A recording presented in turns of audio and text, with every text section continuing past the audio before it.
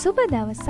පින්තූරය දැක්ක ගමන්ම අද දවසේදී HTML page එක කොහොමද අපි ලස්සන කරගන්නේ කියලා පැහැදිලි වෙන්න ඇති. හරි. අද අපි සූදානම් වෙනවා check box මගින් කොහොමද අපේ HTML page එක තවත් ලස්සන කරගන්නේ කියලා පැහැදිලි කරන්න.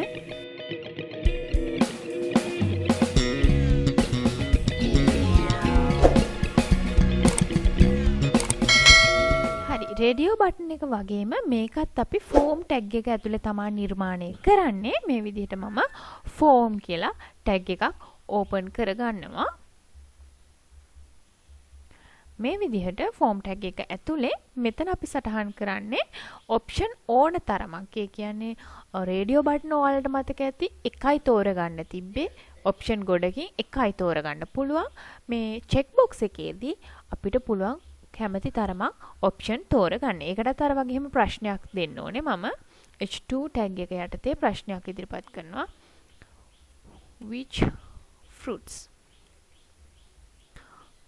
do you like to eat? මේ විදිහට මොන හරි ප්‍රශ්නයක් ඉදිරිපත් කරනවා. මම H2 ටැග් එක මෙතනින් වහනවා. ඊට පස්සේ ඒකේ ඔප්ෂන් හැටියට අපිට උත්තර ටික දෙන්න පුළුවන්. මේකත් අර වගේම input type සමානයි. මෙතන අපි සටහන් කරන්නේ check box කියලා. CHECKBOX එකට සටහන් කරන්න ඕනේ check box කියලා සටහන් කරලා tag එක close කරලා අපි check box එකට අදාළ option එක දෙනවා. අපි මෙතන apple කියලා දෙමු.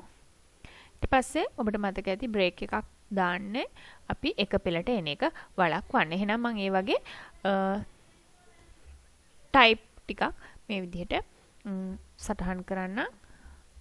මේ විදිහට ඔන්න මම input type එක check box මේ ටික සමානයි. මම මෙතන option ටිකක් හැටියට apple, orange, grapes, pepper, banana කියලා option ටිකක් දීලා තියෙනවා. ඊට පස්සේ මේ විදිහට මම form tag එක close කරනවා. අපි බලමු දැන් කොහොමද මේ ටික අවසානයේ අපිට ලැබෙන්නේ කියලා. මම මේ විදිහට save කරලා refresh කරමු.